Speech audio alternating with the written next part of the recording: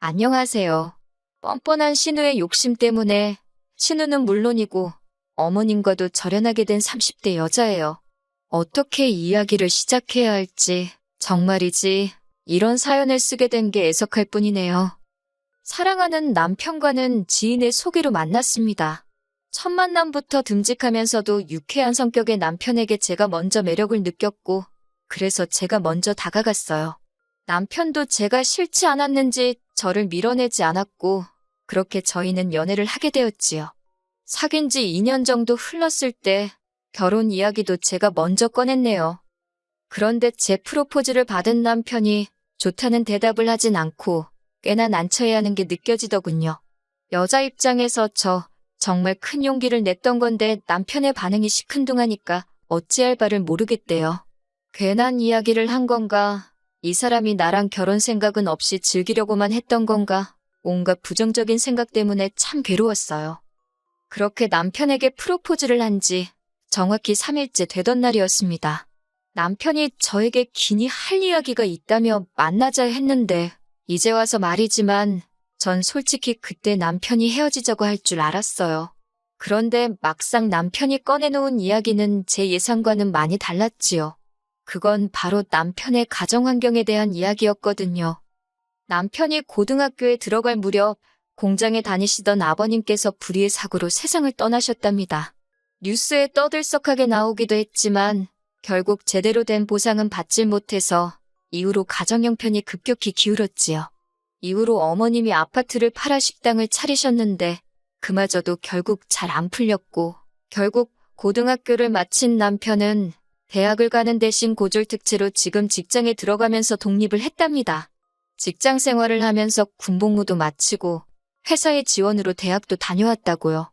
그러면서 남편이 말하길 스스로에게는 한점 부끄러움 없이 살아왔지만 제가 어떻게 받아들일지는 확신이 없었대요.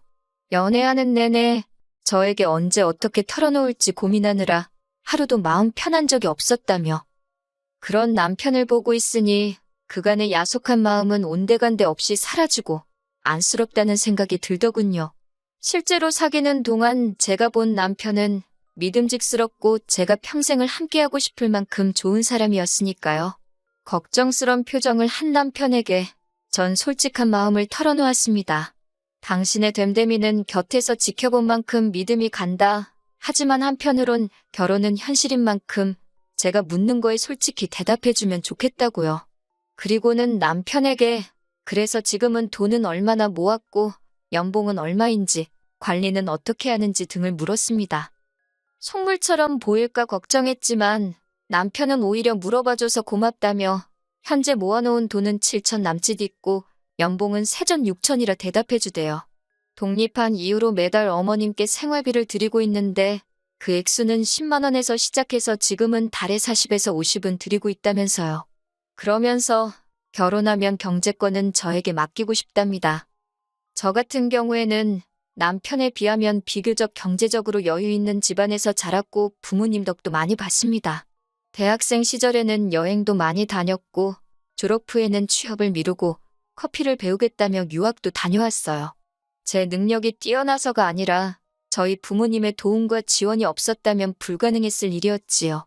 제가 현재 운영하고 있던 카페 역시 처음 시작할 때 부모님의 도움이 컸고요.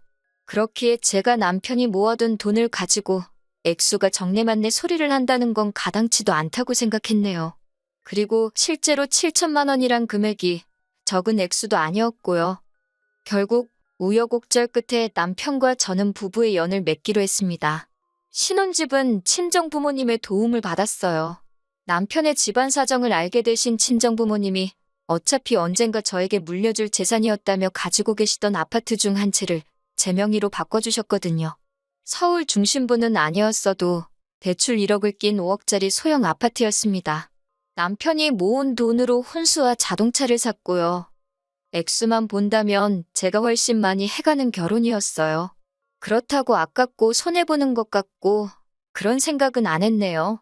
그런데 식을 올리기 며칠 전 무턱대고 카페로 찾아온 신우가 생각지도 못한 소리를 하대요. 그건 바로 예단에 관한 것이었습니다. 할 말이 있어 바쁜 와중에 찾아왔다는 신우의 말에 어쩌라는 건가 싶었지만 일단은 커피를 내주고 맞은편에 앉았습니다. 신우가 하는 소리가 기다리다 답답해서 자기가 왔다며 어째서 예물에 대한 이야기가 전혀 없냐고요. 저는 당연히 남편이 이야기했을 거라 생각했기에 좀 당황스러웠지만 이내 못 들었냐고 예물은 생략하기로 했다고 알려주었지요. 그랬더니 신우가 그걸 어른들끼리 상의해야지 왜 너희들끼리 멋대로 정했냐며 어이가 없답니다. 신우의 격한 반응에 조금 당황하긴 했지만 일단은 알겠다고 그러면 어머님에게 다시 말씀드리라 했어요. 그랬더니 당신이 어머님 대리인으로 온 거라며 당신하고 이야기를 하면 된다네요. 그러냐 했지만 속으로 생각하기엔 도대체 무슨 이야기가 하고 싶어서 저러는 건지 어이가 없었지요. 신우가 한다는 말이 저도 알다시피 어머님 사시는 곳은 좁아서 이것저것 뭐 들여놓을 공간도 없다고 그냥 현금예단만 하면 된답니다. 1,000만 원 하면 어머님 성격의 절반은 돌려주실 거라면서 쓸데없는 거 사지 말고 현금으로 1,000만 원이면 딱 좋겠다고 2번이나 반복해서 말하는데 어이가 없더군요. 저는 신우에게 못 들은 걸로 하겠다고 1,000만 원이 누구 집 강아지 이름이냐고 쏘아붙였습니다. 막말로 남동생 장가가는데 밥솥 하나 해줄 생각은 없으면서 예단이라니 가당키나 하냐고 이런 말 뭐하지만 좀 뻔뻔한 거 아니냐고 면전에 대고 얘기했어요. 그랬더니 신우가 윗사람한테 못하는 말이 없다며 목소리를 높였습니다. 저는 여기 엄연히 제 영업장이라고 목소리 낮추라 했지요. 하지만 신우가 제 말을 들어먹을 리 없었고 결국 제가 경찰을 부르는 척까지 하고 나서야 씩씩거리며 자리를 뜨대요. 솔직히 이런 일을 겪고 파혼을 왜 안 했냐 하실 수도 있겠지만 이때만 해도 신우 성질머리가 보통이 아니구나 그렇게만 생각했어요. 제가 충분히 감당할 수 있다고 생각했고 신우랑 같이 살 것도 아니니 별일 아니라고 쉽게 치부해버렸지요. 게다가 이 일을 남편에게 전했더니 남편이 그 길로 신우한테 찾아갔고 저에게 말하길 자기가 정말 크게 화를 냈다고 했습니다. 제가 따라가질 않았으니 정확히 남매 사이에 무슨 대화가 오갔는지는 모르지만 그래도 그날 이후로 결혼식까지 신우가 저에게 경호 없이 행동하는 일은 없었으니 남편이 대처를 잘했구나 그렇게 생각했네요. 하지만 결혼한 뒤 신우의 말 같지도 않은 간섭이 다시 시작되었습니다. 발단은 집들이었어요. 어머님과 신우네 부부를 아파트로 초대했는데 신발장에 들어서면서부터 비아냥거리기 바쁘더라고요. 아파트 자체가 오래된 아파트다 보니 친정아버지 아는 분께 부탁해 비교적 저렴하게 인테리어를 싹 고쳤거든요. 그런데 신우가 저를 쳐다보면서 한다는 소리가 그 돈이면 차라리 자기 엄마, 그러니까 어머님 사는 집 보증금에 보태주지 그랬냐입니다.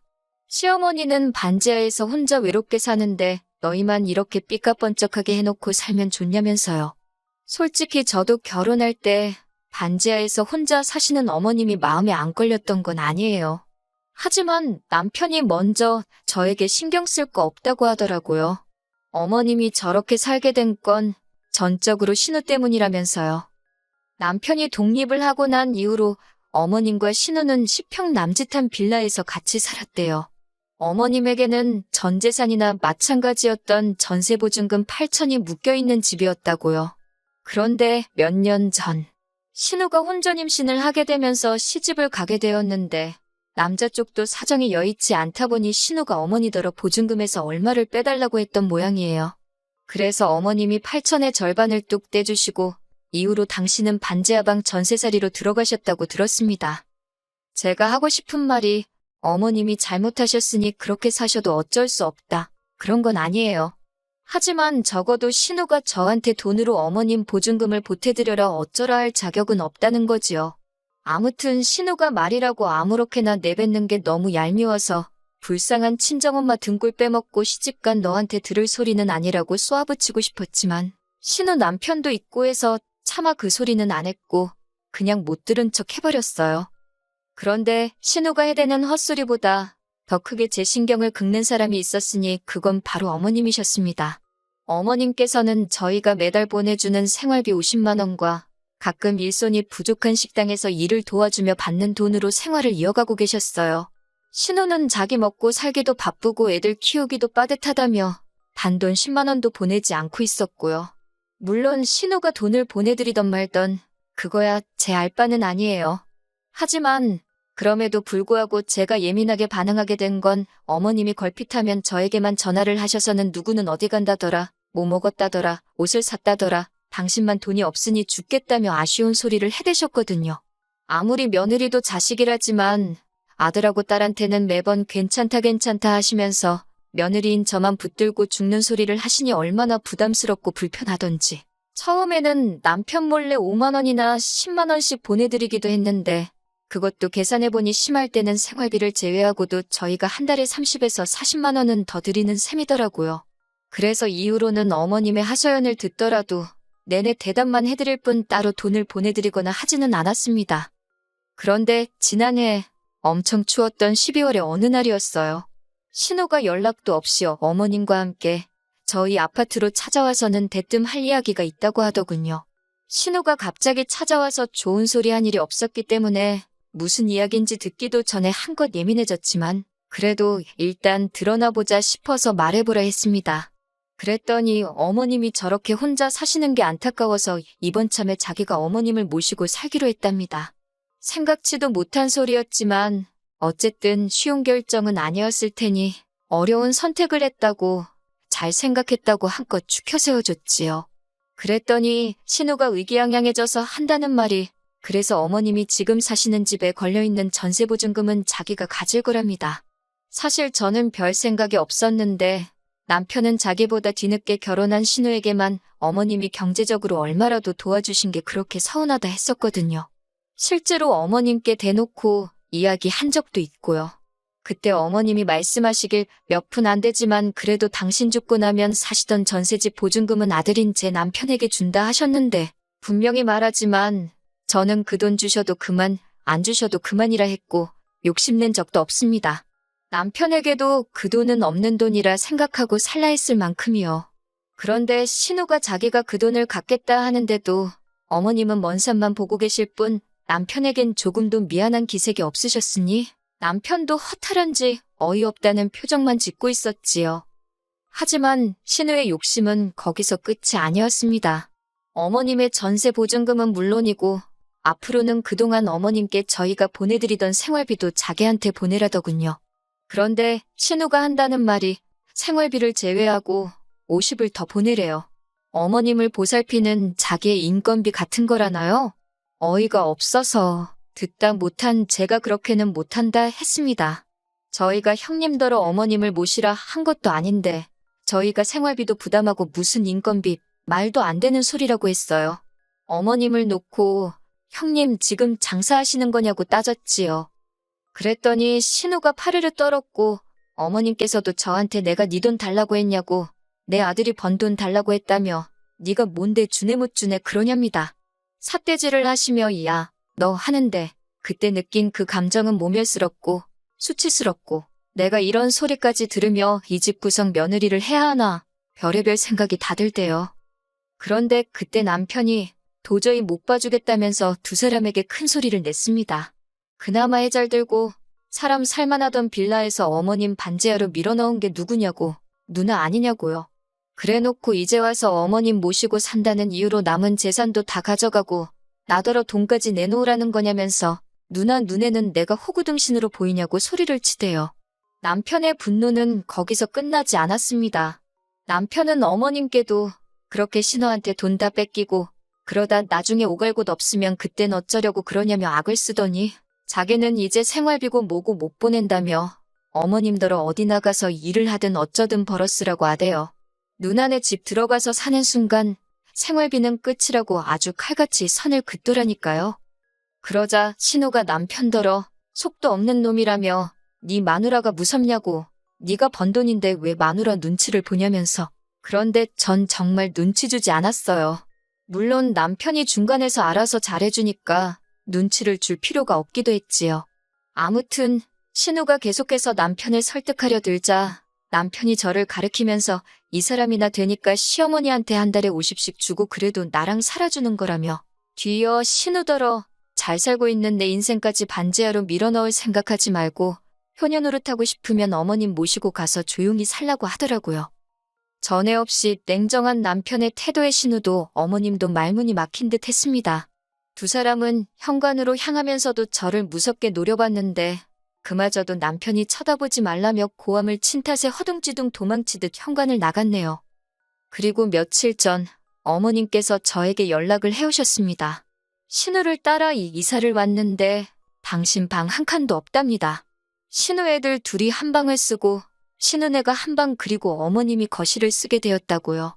거기다 신우가 애 키우기 힘들다며 졸지에 집안 살림을 죄다 어머님께 맡겼던 모양이에요. 어머님이 이제 겨우 3주 되었는데 죽을 맛이라며 자기 좀 데리고 가달랍니다. 그런데 어쩌겠어요. 제가 모시고 살 것도 아닌데 무책임하게 그 집에서 어머님을 데리고 나올 순 없었지요. 남편에게 어쩌면 좋겠냐 말하니 자긴 솔직히 이제 그 전세 보증금도 욕심 하나 안 난다고 그냥 어머님이랑 신우랑 죽이 되든 밥이 되든 알아서 살았으면 좋겠다고 더는 자기한테 그쪽 이야기 전하지 말라대요. 냉정하게 돌아선 남편을 보고 있으니 여러 가지 생각이 들었지만 제 결론은 나서지 않기로 했어요. 부모 자식 간의 일인 만큼 시간이 약이 되어줄 수도 있고 설령 그렇지 않더라도 제가 나설 자리는 아닌 것 같거든요. 저는 그저 한평생 남편과 단둘이 행복하게 살고 싶을 뿐이니까요. 남편이 하자는 대로 따르되 만약 남편이 잘못된 길로 향한다면 그걸 바로 잡아줄 수 있는 딱 그 정도만 하면서 살아가겠습니다.